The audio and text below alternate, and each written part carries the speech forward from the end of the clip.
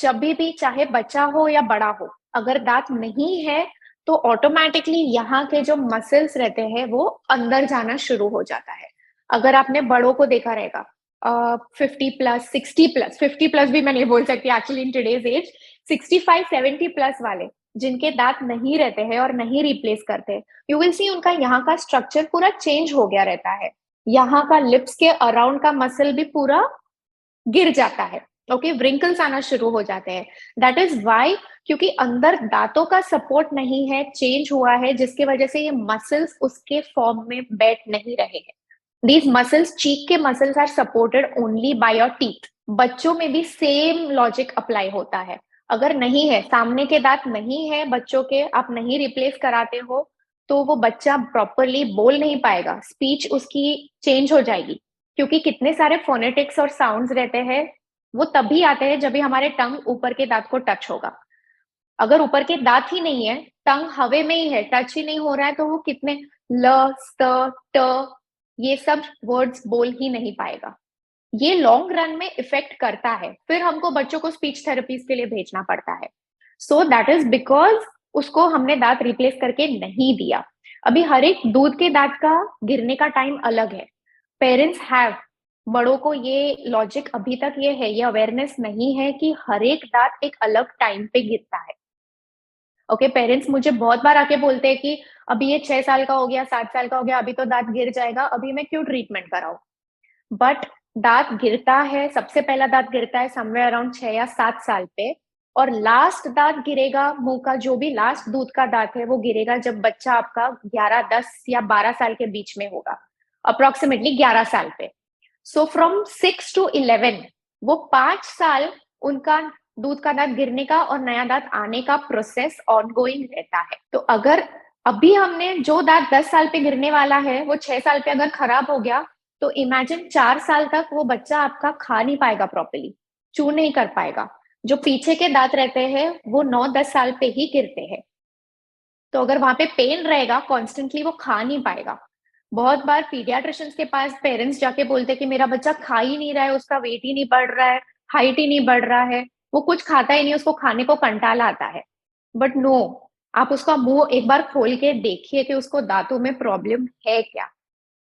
80% of the cases बच्चों को दांतों में दर्द होता है, जो वो लोग कन्वे नहीं कर पाते हैं पेरेंट्स को, और उसकी वजह से वो खाना ही नहीं खाते। दैट इवेंचुअली अफेक्ट्स उनका फिजिकल ग्रोथ। तो दैट इज वाई वो दूध के दांतों का ट्रीटमेंट करना बहुत जरूरी है। जैसे मैंने पहले भी एक्सप्लेन किया, नहीं किया, फर्स्ट कॉन्सिक्वेंस है कि नया दांत खराब हो जाएगा क्योंकि इन्फेक्शन स्प्रेड होगा। सेकेंड कॉन्सिक्वेंस, स्पीच में प्रॉब्लम आती है। थर्ड, चूइंग नहीं होती है बराबर, जिसकी वजह से डाइजेशन नहीं होगा और आपका फिजिकल ग्रोथ नहीं होगा। एंड फोर्थ, अगर दूध का दांत खराब होके टूट गया तो वो जगह पे आपका नया दांत प्रॉपरली नहीं आएगा, वो फिर सारे आगे पीछे आएंगे। क्योंकि हमारे दांत एक पर्टिकुलर पोजीशन पे बैठते हैं जब भी सब दांत एक साथ है, दे होल्ड ईच अदर। उसमें से कोई, अभी ये 4 फिंगर्स है, समझिए ये हमारे दांत है, दीज होल्ड टुगेदर।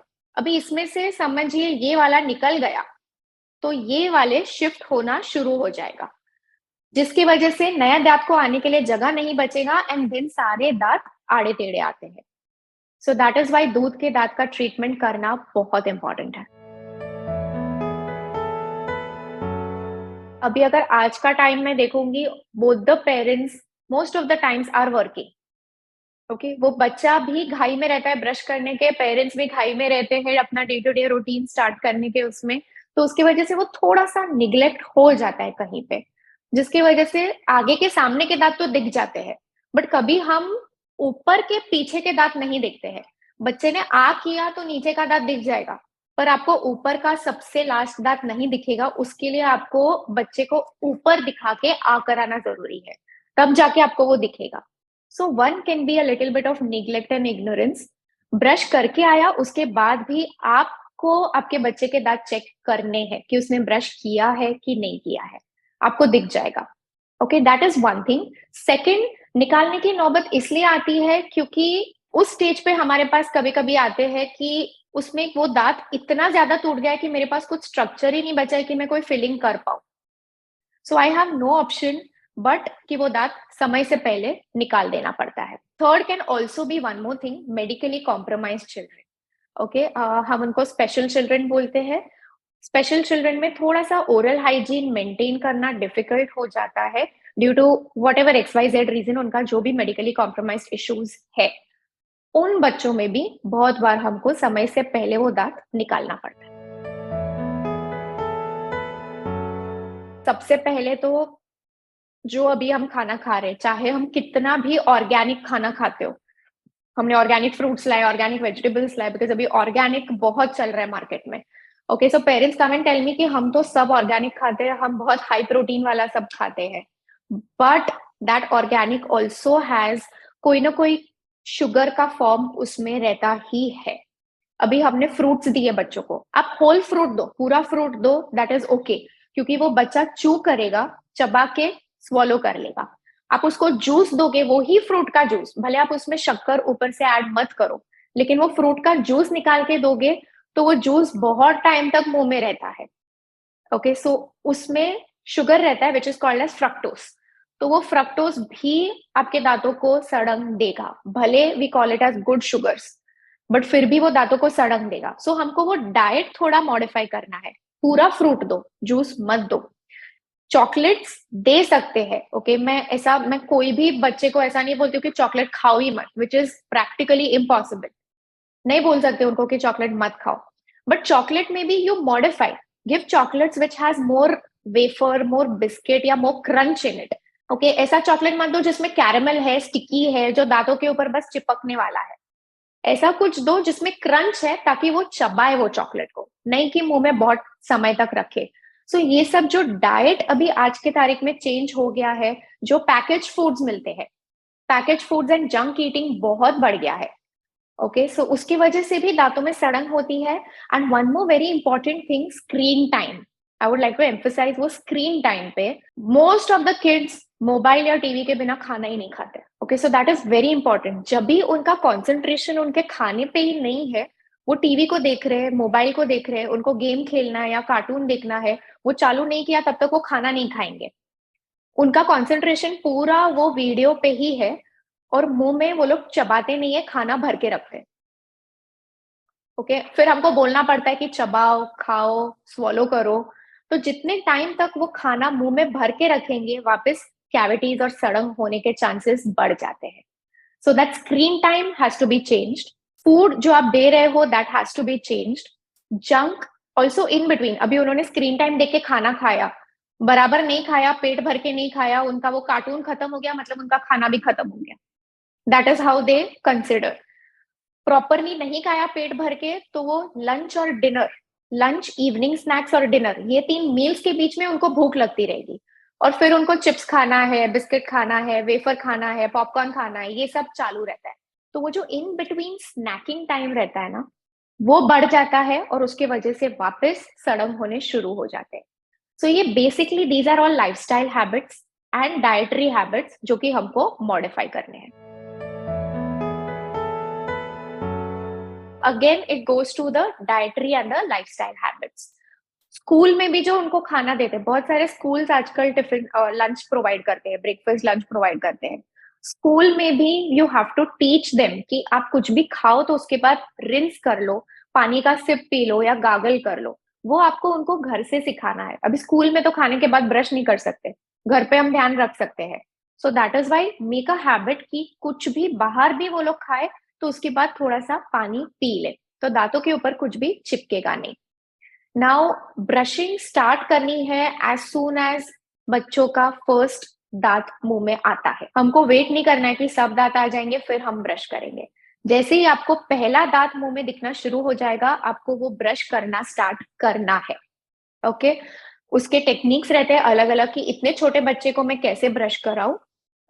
आपको फ्लोर पे बैठना है, बच्चे को आपके पैर के ऊपर लिटाना है, ताकि उसका फेस आपके साइड पे हो। जैसे हम मालिश करते हैं ना बच्चों की, सेम वे उसको लेटाना है और ब्रश करना है। फिंगर ब्रशेस आते हैं, सिलिकॉन ब्रशेस होते हैं, जो कि हम फिंगर के ऊपर डाल सकते हैं और ब्रश कर सकते हैं।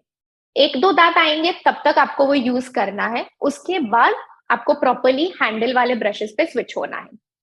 सो as soon as the first 2 erupts, brush with a toothpaste. जैसे ही पहला दांत आता है, टूथपेस्ट भी आप यूज कर सकते हो। बच्चों के टूथपेस्ट आते हैं जो कि फ्लोराइड कंटेनिंग होते हैं। पहले था ऐसा कि फ्लोराइड बिना के टूथपेस्ट यूज करने चाहिए क्योंकि बच्चे वो टूथपेस्ट swallow कर लेते हैं। But now according to the new American association of paediatric dentistry guidelines, बोलते हैं कि टूथपेस्ट विद फ्लोराइड आपको यूज करना है जैसे ही पहला दांत मुंह में आ जाता है। क्वांटिटी हैज टू बी छोटा, चावल के दाने जितना। इतना सा ही क्वांटिटी आपको 3 साल तक बच्चों के लिए यूज करना है, अब टिल आपका बच्चा 3 साल का होता है। एक है सबसे पहले कि आप जब से बच्चा न्यूबॉर्न है, ओके, दांत नहीं रहते हैं मुंह में, गम पैड्स रहते हैं, आप तब से उसको क्लीन करना शुरू करो। Because when ever the child is feeding, feeding के बाद दिन में 2 बार करना है, ऐसा नहीं कि हर फीड के बाद करना है, नहीं तो उनका मसूड़ा छिल जाएगा। Okay, so do that, clean their gum pads twice a day, one in the morning and one before going to bed. इससे क्या होगा, वो जो फीलिंग रहती है ना ब्रश करने की, रब होने की मसूड़े के ऊपर, वो स्टिम्युलेट होती है और आपका बच्चा इवेंचुअली टूथब्रश को इजीली एक्सेप्ट करेगा। वरना आप उसको सीधा 2-2.5 साल पे जब बच्चा थोड़ा समझना शुरू कर देता है तब आप उसको टूथब्रश लो दोगे, वो नहीं करेगा, वो मस्ती करेगा, भागेगा, वो टूथब्रश को चबाते रहेगा। सो उसके लिए जब से बच्चा बॉर्न होता है आपको वो फीलिंग स्टिम्युलेट करनी है मुंह के अंदर, so that it is easy for the child to accept the toothbrush when he or she turns older. So maintaining and putting a proper oral hygiene routine बहुत इंपॉर्टेंट है। जैसे ही हम नहाते हैं, वॉशरूम यूज करते हैं, खाना खाते हैं, ब्रशिंग भी उसका ही पार्ट है। सो ब्रशिंग को निग्लेक्ट नहीं करना है, वो डेली हैबिट है। सो do that brushing twice a day, put that habit in them. That is one thing. Second, coming to diet and foods, sugar content थोड़ा कम कर दो। बच्चे को हम घर पे केयर टेकर या ग्रैंड पेरेंट्स या किसी के भी पास छोड़ के जाते हैं, बट घर पे भी उनको स्ट्रिक्ट इंस्ट्रक्शंस होना चाहिए, जो भी उनका ख्याल रख रहा है कि स्वीट्स नहीं देने हैं। उनका ऐसा रहता है बच्चा रो रहा है, सो नहीं रहा है, मान नहीं रहा है, खाना नहीं खा रहा है, तो चलो मीठा खा लो। ओके, वो नहीं करना है क्योंकि now the times have changed. With changing times हमको भी थोड़ी सी पेरेंटिंग में चेंजेस लाने जरूरी है। जब तक आपका बच्चा 2 साल का नहीं होता है तब तक उसको शुगर इंट्रोड्यूस नहीं करना है, उसको कुछ भी मीठा इंट्रोड्यूस नहीं करना है। इट्स फाइन, बर्थडे है, फर्स्ट बर्थडे आया थोड़ा सा केक चखा लिया, सेकेंड बर्थडे आया थोड़ा केक खा लिया, मत करो। वो आपके बच्चे को ही आगे जाके प्रॉब्लम देगा। You get cakes, you get healthy cakes, don't get caramel and chocolate containing cakes. Carrot cake लाओ, okay, that is good. Banana cake लाओ, दैट इज गुड। वो सारा चेंजेस आप लाओ in the daily lifestyle routine, in diet. उसको chocolates खाना है, sweet tooth है, उसको खाने के साथ दो या खाने के पहले दो। खाने के बाद एज ए रिवॉर्ड कभी नहीं देना है, इट्स नॉट अ रिवॉर्ड। नहीं तो उसको वो हमेशा आदत हो जाएगा कि अरे मैं खाना खाऊंगा, मैं बांधूंगा बाद तो मुझे वो रिवॉर्ड मिलेगा, और फिर वो बच्चा जिद करेगा और मांगेगा। सो आपको वो खाने के साथ इंक्लूड करना है, या तो खाने के पहले दे दो। सो जब भी बाकी कुछ खाएगा, अभी सैलेड खाएगा, भाजी खाएगा, तो वो चॉकलेट खाया है, दांत के ऊपर चिपका भी है ना, तो भी दैट फ्रूट्स, वेजिटेबल्स, सैलेड, वो सब दांतों के ऊपर से वो चॉकलेट क्लीन कर देगा। They all act as a self cleansing foods for our teeth. So that is the second thing. Third thing, please maintain a 6 monthly routine checkups. जरूरी नहीं है कि बच्चों के दांत में प्रॉब्लम है हम तभी उनको डॉक्टर के पास लेके जाएंगे। जैसे आप पीडियाट्रिशियन के पास जाते हो, बच्चा बॉर्न होता है तब से लेके हर 3 महीने, 6 महीने, 1 ईयर पे उनका फिक्स विजिट रहता है। वैसे ही पीडियाट्रिक डेंटिस्ट के पास भी हर 6 महीने में एक विजिट कंपलसरी है।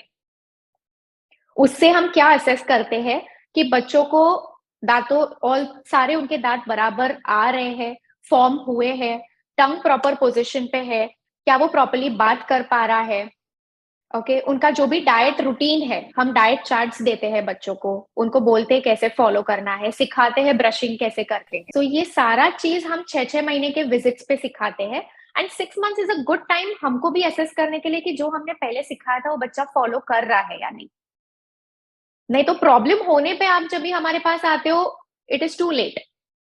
Then your child has to undergo all the treatments and everything. तो उससे अच्छा 6 महीने पे आओ, कुछ भी अगर डेवलप हो रहा है, सड़न भी अगर हो रही है दांतों में, तो we can catch it at the initial stage. जब शुरू हो रही है तभी हम पकड़ सकते हैं, ताकि आपके बच्चे को आगे चल के दर्द नहीं होगा।